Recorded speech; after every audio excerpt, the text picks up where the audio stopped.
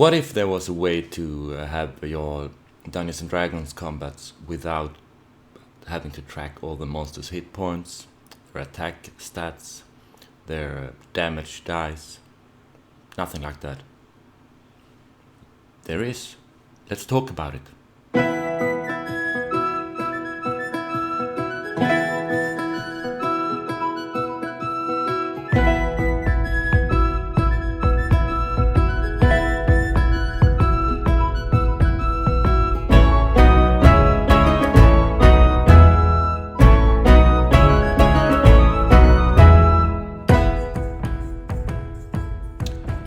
Okay, so there is a couple of reasons why I think the current generation of D&D is such a problem, because the detailed nature of all the monsters and villains. Basically, the stats for a monster or a villain is built up the same way as characters are, with their basic attributes, what weapon they use. So it's a very bottom-up built design of all the enemies, and this creates a problem. And it dawned on me more or less slowly, painfully slowly, over the years where I was like a dungeon master. Most of my encounters were very simple and uninteresting, and I realized it was because of fatigue. It was difficult for me to vary the monsters in the same encounter, because they would have different attack bonuses, different damages, different special abilities and movements. And I wanted fast combat, so it was easier to just have like 12 kobolds instead of 6 kobolds and a kobold lieutenant and a kobold shaman and maybe an ogre, because that would be too many different characteristics to keep track of. And also, spellcasters were, of course, a total disaster. The prep you needed to run a spellcaster would be too much. So, usually, most enemies that my characters faced off against were not spellcasters. Basically, just something they had to fight.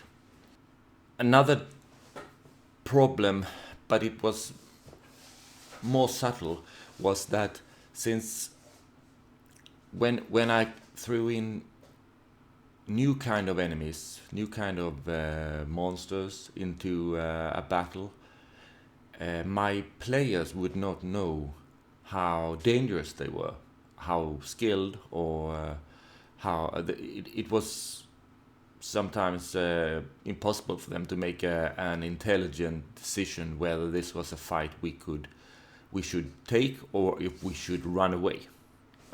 And this meant that either they stuck and fight it out, and it was a very, very challenging encounter, and they were all killed, or they won, of course, because the challenge was correct, or maybe even too easy.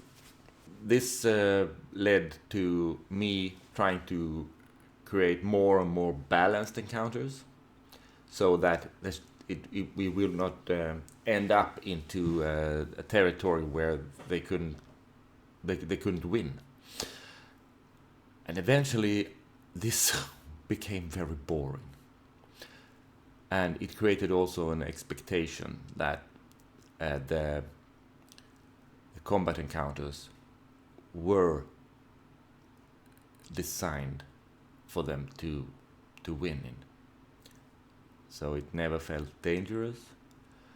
It became what I hear some people in the community say, battle for sport. It's not a battle to the death.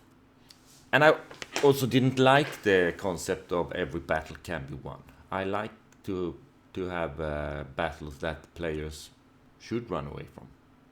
That is also part of being an adventurer, right? All of this percolated in my head for many years, and I created some kind of dream scenario. So I had like a goal. What would be like a dream, a dungeon master's dream?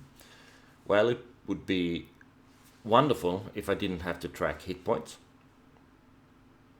because that just slowed the game down. It would be wonderful if I didn't have to keep track on if they had a +5 or a +2 or a +8. That was something that was just handled automatically. Also, I found it very uninteresting what kind of weapon monsters usually had. If there are 10 orcs, is it important that they have hand axes? Or could it be like one have a hand axe, another a spear, another a club? Does it really matter? Do we really need separate stats? Or could we just assume that they are orcs with orc weapons? And I always thought that having the attribute scores of monsters to be totally unnecessary and ridiculous and too much. That is like player character level details. And the last aim was to also try to make monsters who keep track of their own spells, that I don't have to plan it or prepare it or anything. It would just work. So eventually I came up with the idea that I call the villain dice. This is how it works. Please say hello to my little friend. This is a pig-faced orc. So this is a 2d6 monster. This, you see, is keeping track of everything that I need as a game master to run a combat. So I've built my game system backpack around the concept of villain dice, where monsters don't have stats. They have only dice. But the heroes have stats, like numbers for strength and dex. So basically, if the hero wants to attack this orc, they take its die and they roll it and they check what you get, and that would tell them if they hit or miss. So in backpack you roll low, and if you roll equal to or lower than your attack stat or number, you would hit it and you will deal it 1 damage, and that would remove the die. So in a way, each die on a monster would also be like its hit points. And through this I could have, like, as long as I had enough dice, I could have very big combats with lots of units, not needing to keep track on anything really. When it's my turn to move the monsters, I just move them and I tell them that he attacks you, he attacks you, he attacks you, and then we resolve it. So when a monster attacks in backpack, the hero takes its die and rolls it and tries to roll equal to or below their defense value. If they succeed, then they avoid the attack, and if they fail, they take a damage. Basically, this was the concept. And I could then build upon this. So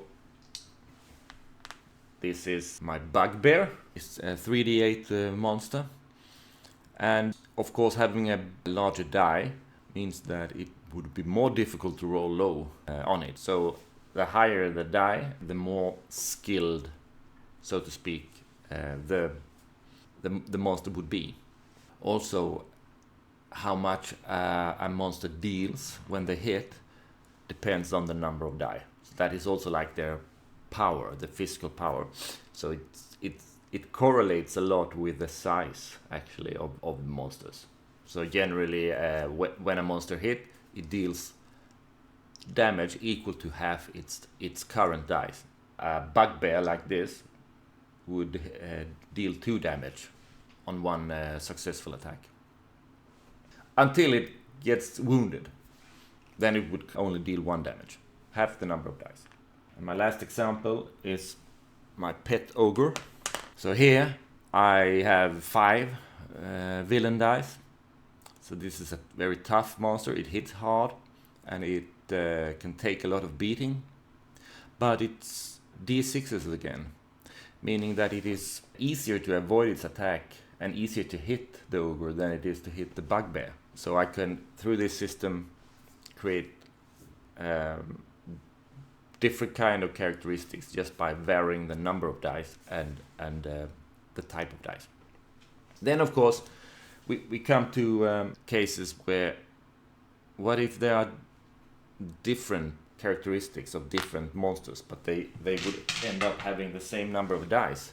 Not everything could not, with 2d6s, could be orcs, right? Some of this would be like a bandit, perhaps, and that's where I use villain traits. And these should be used sparingly, but they are easy to remember for the game master. So I could tell, for instance, that this particular enemy is the 2d6 villain, but it is evasive. So I'm giving it the keyword. And evasive means it's better on defense than on offense. When the heroes attack it, they would have to re-roll the first success they roll. So basically they have like a disadvantage on attacking it. So this could be an orc with a shield, or a very, very fast orc who has had a haste potion, or something like that. Something that is particularly defensive. And then with these traits, like I have the skilled trait that is like the reverse, where the monster is skilled in offense. So they would be very good at hitting you. So I have a number of traits like this that I can add on to my monsters. So I can give them, for instance, they are slow, meaning that they cannot move and attack in the same turn. I can give them like they're brutal, that they always deal the number of damage equal to the hit points, not half. I can give them that they are tough, unless it's a critical roll, rolling a 1. When you hit them, they reduce the damage taken with 1. So most normal hits with normal weapons would not hurt them. But there are, of course, weapons, two-handed or heavy weapons that can deal more than 1 damage, and they would be useful. And I can use a lot of traits like that, but trying to keep it simple is, of course, the goal. Otherwise, it kind of defeats the purpose of not having to track anything. So this was a little short description about the background of the villain dice. And I will make a video soon about running a combat using theater of the mind. So where you don't need to move stuff around on the table. And I will also make a video about zones that can give you more tactical battles using this system with movement and areas and this kind of fidelity. I will also try to show how you can solve spellcasting villains, and I will also try to show some more complex villains or boss villains that could be run very easily but could still be interesting opponents.